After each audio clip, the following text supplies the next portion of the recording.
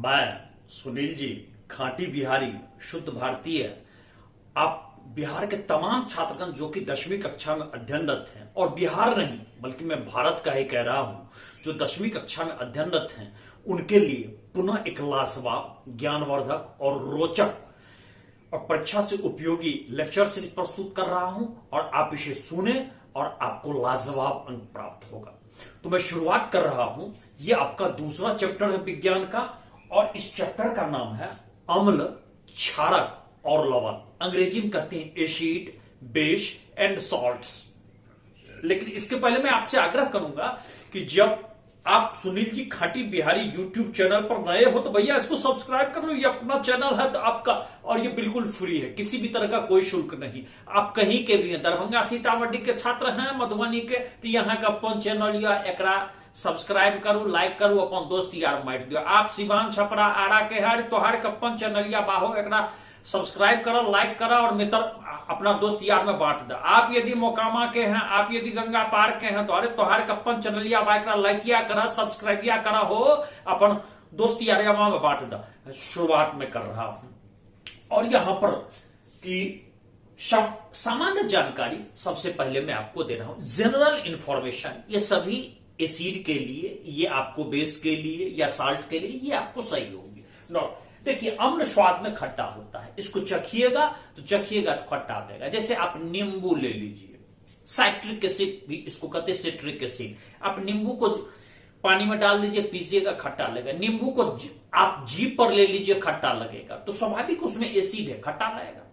तो अम्ल स्वाद में खट्टा होता है, और यदि नीला लिटमस पेपर पर इसको डालते या नीला लिटमस इसमें डालते हैं, उस स्थिति में ये इसको लाल कर देता है। और जबकि क्षारक जो होता है, बेस होता है, वो स्वाद में कड़वा होता है। कड़वा अर्थात कि तीखा लगेगा। मिर्च खाते हैं ना, तो उसमें कड़वा लगेगा। तो इस तरह से, और क्या करता है कि ये लाल लिटमस को, पत्र को नीला कर देता है। अब पुनः याद रखिएगा कि नीला लिटमस को लाल करने वाला वो पता होगा, तब आपको पता होगा कि यह अम्ल है। और यदि लाल लिटमस को नीला कर देता है तो इसमें, तो उस स्थिति में ध्यान रखिएगा ये क्षारक है। अब हम लोग आगे बढ़ते हैं। लिटमस आखिर है क्या? लिटमस एक घोल है, विलियन है, और ये बैगनी रंग का रंजक होता है। कैसा? बैगनी रंग का। रंजक मीन्स क्या कहते हैं? कलर कहते हैं, रंग को कहते हैं। तो ये है, ये आपको थैलाफाइटा समूह का, बायोलॉजी पढ़े होगा तो थैलाफाइटा समूह का, ये आपको लिचेन नाम के पौधा से मिलता है, और इसको हम लोग सूचक की तरह उपयोग करते हैं। ये आपको इंफॉर्मेशन देता है कि फलाना घोल में एसिड है या ये आपको बेस है, ये आपको ये हमको सूचना देता है, इससे पता करते हैं। तो इसको हमने देखा कि इसकी लिटमस किस तरह का घोल है, उसके प्रकृति का सूचक के रूप में यह काम करता है। अब एक और देखते हैं कि कुछ हम चाहे तो सिंथेटिक चीज का भी हम इस्तेमाल कर सकते हैं। सिंथेटिक चीज कहते हैं कि जिसको हमने प्रयोगशाला में निर्माण किया है, सिंथेटिक चीज, या जिसको हमने कृत्रिम रूप से तैयार किया है। जैसे आप चले, ये मिथाइल ऑरेंज है, मिथाइल ऑरेंज ले लीजिए, फिनोल्फेथलीन लीजिए, ये सब आपका सिंथेटिक है, कृत्रिम है, इसको हम प्रयोगशाला में बनाए हैं और इसका भी उपयोग करते हैं। लेकिन लिटमस वाला है, लिटमस पत्र अत्यंत ही महत्वपूर्ण है। आप चाहे 7वां पढ़ो, 8वां पढ़ो, 9वां में पढ़ो, किसी क्लास में पढ़ो, आपकी इसके बारे में शुरुआत यहीं से किया जाता है। अब कुछ एसिड का उदाहरण मैं आपको देता हूं। हाइड्रोक्लोरिक एसिड, सल्फ्यूरिक एसिड, इसमें नाइट्रिक अम्ल, जैसे कि हाइड्रोक्लोरिक एसिड का हो गया आपका HCl, हाइड्रोक्लोरिक एसिड, इसका H2SO4 sulphuric acid, HNO3 nitric अम्ल, CH3COH एसिटिक अम्ल। इसके बाद देखिए NOS sodium hydroxide, CaOH2 calcium hydroxide. ये आपका देख लीजिए, ये आपका हो गया अम्ल, और ये हो गया आपका बेस, इसको कहते हैं KOH पोटेशियम हाइड्रोक्साइड। और MgOH2 मैग्नीशियम हाइड्रोक्साइड। तो आपका यहां पर अम्ल और क्षार दोनों तरह का उदाहरण मिला, दोनों तरह का उदाहरण मिला। आप देखिए नींबू खट्टा होता है, आप आंवला में देखिएगा तो अलग तरह का आपको मिलेगा, फिर आप चले आइए टमाटर में आपको अलग तरह का अम्ल मिलेगा। उसमें उसका कारण भी जो यदि आप बॉटनी जब मैं बतलाऊंगा तो उसमें आपको ये जानकारी भी दूंगा। तो ये सब आपका जो अम्ल है ऊपर दिया, और इसमें हाइड्रोक्साइड वाला जो है जिसको हम लोग बेस के रूप में जानते हैं ये नीचे आपको दिया हुआ है। अब देखिए अम्ल में यदि हम धातु इन दोनों का केमिकल रिएक्शन कराते हैं तो लवण बनता है और हाइड्रोजन बनता है। क्या बनता है? तो लवण और हाइड्रोजन। तो इसमें देखिएगा अम्ल में यदि धातु, तो ये आपको इस अभिक्रिया में, इस रिएक्शन में धातु अम्ल से हाइड्रोजन को डिस्प्लेस कर देता है। डिस्प्लेस यदि आप नहीं समझते हैं तो समझिए ठेल देता है। उसको डिस्प्लेस करना माने धक्का दे देता है, ठेल देता है। तो उससे आपको हाइड्रोजन अलग हो जाता है और अम्ल के अवशिष्ट के साथ धातु यौगिक बनाता है, अयौगिक बनाता है, जिसको हम लवण कहते हैं। आगे आपको मैं इसका एग्जाम्पल दूंगा, अच्छा एग्जाम्पल दूंगा। तो ये अम्ल को धातु के साथ यदि हम रिएक्शन करावेंगे तो लवण बनेगा और फिर बनेगा हाइड्रोजन। तो ये अम्ल का एक सामान हम लोग देते हैं कि अम्ल में हाइड्रोजन होता है, इससे पता भी चलता है। फिर चलते हैं धातु के कार्बोनेट ले लीजिए, या धातु के आप हाइड्रोजन कार्बोनेट ले लीजिए, इसको अम्ल के साथ रिएक्शन कराइएगा तो उस स्थिति में लवण, कार्बन डाइऑक्साइड और जल बनेगा। जैसा कि मैं आपको यहां पर एग्जांपल देता हूं, Na2CO3 ये आपका सॉलिड है, उसके बाद 2HCl चले आइए, इसमें हाइड्रोक्लोरिक एसिड का 2 अणु, इसको एक्वेटिक लिए अर्थात कि जलीय सॉल्यूशन है, ये आपको जलीय सॉल्यूशन, तो इसमें बनता है 2NaCl, यही सोडियम क्लोराइड है। सोडियम क्लोराइड है, यही आपका लवण है। लवण है, नमक का ये सूत्र भी होता है। H2O आइए, जल हो गया, लिक्विड है। इसके बाद CO2 गैस है, कार्बन डाइऑक्साइड हुआ गैस, और H2O जल है, लिक्विड, ये बनता है। इसी तरह आप चलिए NaSCO3 ये सॉलिड है, सोडियम इसको बाइकार्बोनेट भी कहते हैं, HCl ये जलीय, इसको हम एक्वेटिक कहते हैं, और अम्ल है हाइड्रोक्लोरिक एसिड, NaCl बनता है एक्वेटिक, जिसको सोडियम क्लोराइड भी कहते हैं। साधारण नमक का सूत्र भी ये रहता है, लेकिन यहां पर आपका एक्वेटिक है, यह भी जल में घुलनशील है। H2O लिक्विड, और फिर आपका CO2 गैस ये बनता है। अब यहां पर हम जैसे कि इसको हम अलग अलग रूप में भी इस्तेमाल कर सकते हैं, जैसे चूना पत्थर हुआ, लाइमस्टोन भी इसको कहते हैं, खरिया चौक कहते हैं। पहले देखिएगा ब्लैक बोर्ड जो होता था ना, उस पर चौक से लिखते थे, खरिया हुआ। संगमरमर, मार्बल, संगमरमर का देखे होइएगा, ताजमहल किससे बना हुआ है? संगमरमर से बना हुआ है। ये जल्दी गंदा नहीं होता है, देखने में चमक होती है, शाइनिंग होती है, अच्छा लगता है दूर से ही। तो संगमरमर आप देखिएगा मंदिर या मस्जिद, इन सब पर भी आपको संगमरमर का प्लेटिंग किया जाता है। तो ये, इसके बाद हम लोग चलते हैं कि सभी धातु का कार्बोनेट या हाइड्रोकार्बोनेट आप ले लीजिए, अम्ल के साथ जब अभिक्रिया करता है तो वो लवण और कार्बन डाइऑक्साइड और जल देता है। याद रखिएगा। अब हम लोग चलते हैं सोडियम हाइड्रोक्साइड, जैसे NaOH हुआ, ये जलीय घोल हुआ। HCl ये आपका जलीय घोल है, हाइड्रोक्लोरिक एसिड, ये सोडियम हाइड्रोक्साइड, ये भी जलीय घोल, उसका जलीय घोल है। और हाइड्रोक्लोरिक एसिड ये आपका हाइड्रोक्लोरिक एसिड का एक्वेटिक माने जल में, इसमें तो हमको बना NaCl एक्वेटिक, और H2O लिक्विड ये आपको बना।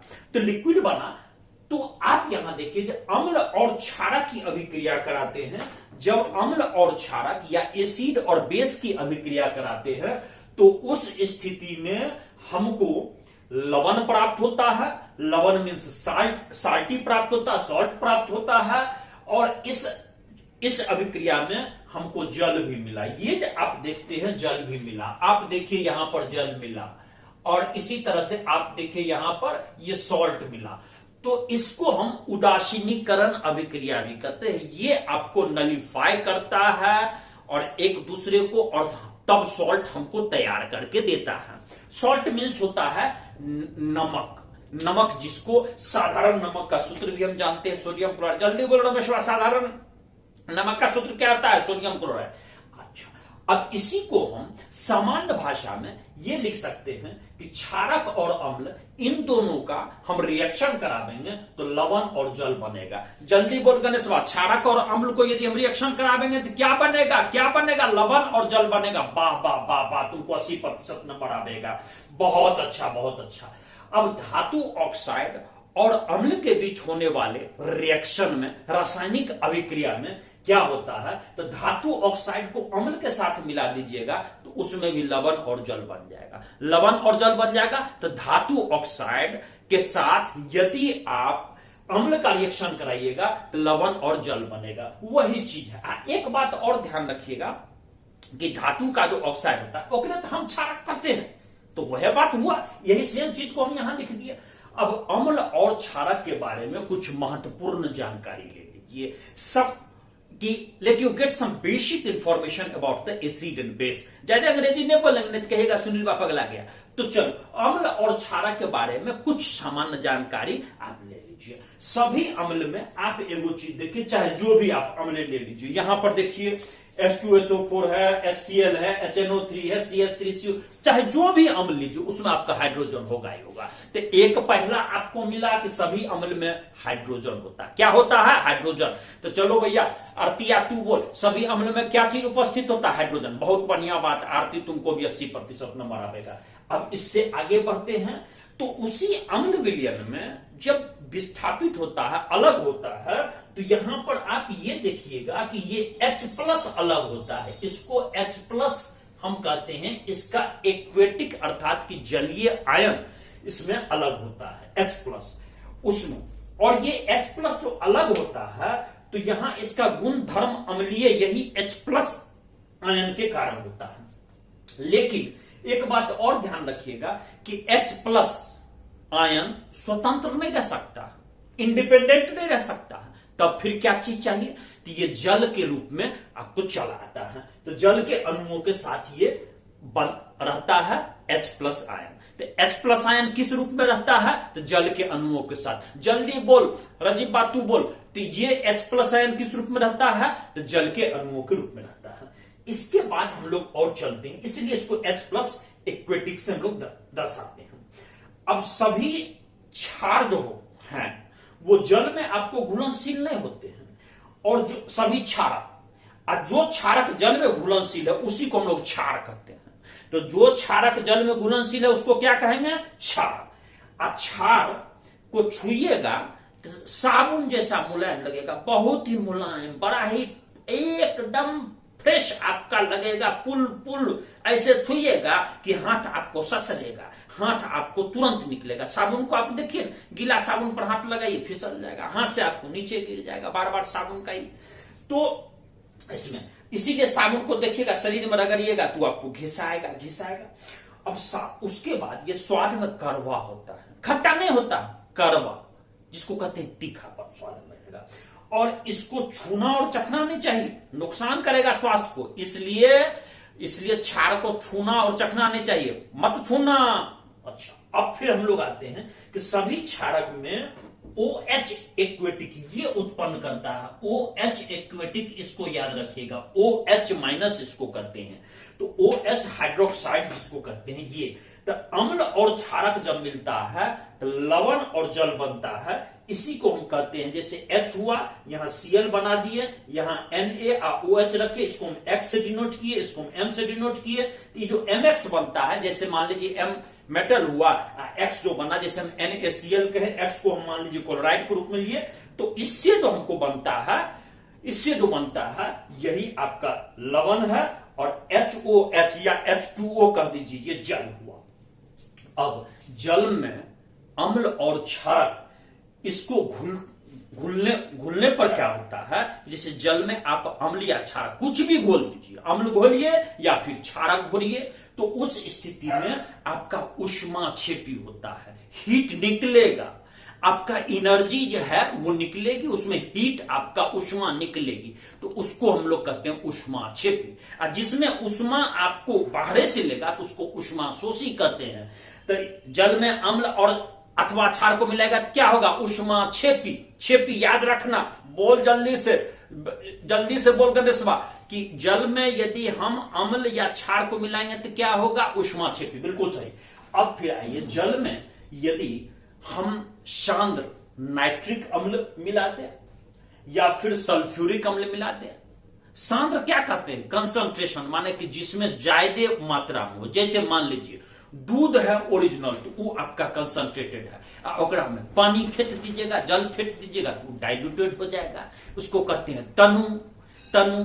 इसलिए देखिएगा दूध वाला की करेगा, 1 लीटर दूध रखेगा दूध बेचने वाला, और उसमें 2 लीटर पानी मिला देगा तो 3 लीटर में बेच लेता है उसको। लेकिन गलत की कमाई मत करना, गलत कमाई उसी तरह से चला जाता। हमेशा ओरिजिनल चीज कभी भी किसी को भी दे।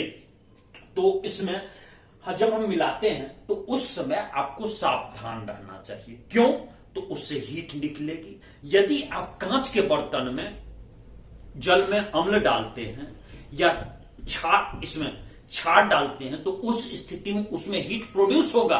हो सकता है कांच का बर्तन आपको टूट जाए, आपका हाथ घायल हो जाए। आप उस समय ध्यान रखेंगे, बहुत ही अलर्ट रहिएगा।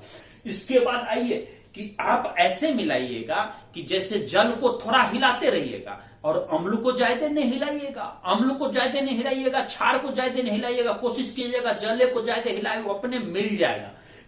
क्योंकि इससे जो हीट पैदा होगा वो आपको यदि छिलक करके पड़ गया, शरीर आपका जल सकता है। तो इस पर ध्यान देना है। तो इसको मिलाने की कोशिश ऐसे करना चाहिए। तो इसमें आपको इससे जो उत्पन्न होने वाली उष्मा है ये नुकसान न पहुंचाए, शरीर को नुकसान न पहुंचाए, आपके बर्तन को नष्ट न करे, जल के बीकर को नष्ट न करे, इसमें जल के पात्र को नष्ट न करे, कांच के बर्तन को नष्ट न करे। इसके लिए ऐसा करना चाहिए। अब इसके लिए चेतावनी भी लिख दिया जाता है, जिसको हम लोग कहते हैं कि आपको जैसे देखिएगा ट्रैक्टर पर लिख देता है चेतावनी, लटक ले तो गेले बेटा।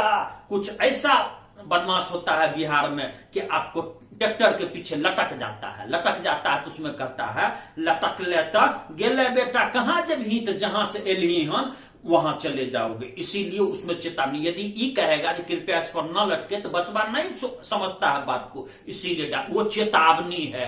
कृपया ट्रेन के पायदान पर न लटके, चेतावनी। उसी तरह यहां चेतावनी दिया रहता है कि सांद्र सल्फ्यूरिक अम्ल को इसको कैन का डिब्बा उसमें डाला जाता है, जैसे टीन का डिब्बा रहता है, कैन का डिब्बा, उसको आपका अच्छा से उसको मान लीजिए कलर्ट कर देते हैं और उस पर रहता है।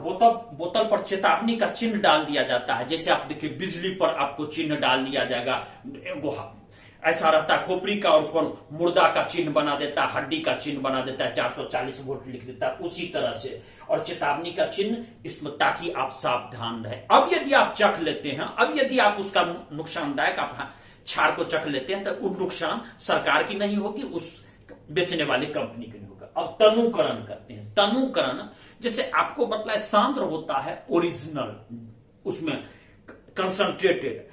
तनुकरण होता है जैसे कि आपको बतलाए, दूध ओरिजिनल 1 लीटर है, 2 लीटर पानी मिला दिया, 3 लीटर जो बना, उसको हम लोग तनुकरण कहते हैं। कि जल मिला दीजिए, कि जल में अम्ल या क्षार में जल मिला करके उसके कंसंट्रेशन को, उसके पावर को कम कर दीजिए, उसको हम लोग तनुकरण कहते हैं। तो इसको आयन की जो सांद्रता होती है H3O+ या OH+ जो है, प्रति इकाई आयतन में जल मिलाने पर क्या होती है, कमी हो जाती है। यही आयन की सांद्रता OH- या H3O+, इसकी सांद्रता कंसंट्रेशन में कमी हो जाती है। जितना जल मिलाइएगा उतना कमी हो जाएगी। तो इस प्रक्रिया को तनुकरण कहते हैं। ये कोई बड़ी चीज नहीं है। आप दूध लीजिए, मान लीजिए 1 लीटर, उसमें यदि आप 100 ग्राम पानी मिलाइएगा तो उतना पता नहीं चलेगा। आप आधा किलो पानी मिला दीजिएगा, उतना पता नहीं चलेगा। यदि 3 किलो पानी मिला दीजिएगा तो लगेगा जैसे पानी की तरह। यदि उसमें 10 किलो पानी मिला दीजिएगा तो आपको लगेगा जैसे पानी में थोड़ा सा आप इसमें दूध डाल दिए। कभी कभी गांव में देखिएगा, लोग ज्यादा होगा, प्रसाद बनाने के लिए थोड़ा दूध रखेगा और ज्यादा पानी मिला देता है तो वो आपका प्रसाद उतना अच्छा नहीं लगता है। तो यही मैं आपको यहीं पर इसमें इस टॉपिक का पहला भाग समाप्त कर रहा हूं। ये आपका भाग प्रथम है, और दूसरा भाग लेकर के मैं बहुत जल्दी आऊंगा। ये भाग पहला है और दूसरा भाग लेकर के बहुत जल्दी मैं आने वाला हूं। और इसी के साथ मैं सुनील जी खाटी बिहार आपसे विदा ले रहा हूं। जय बिहार।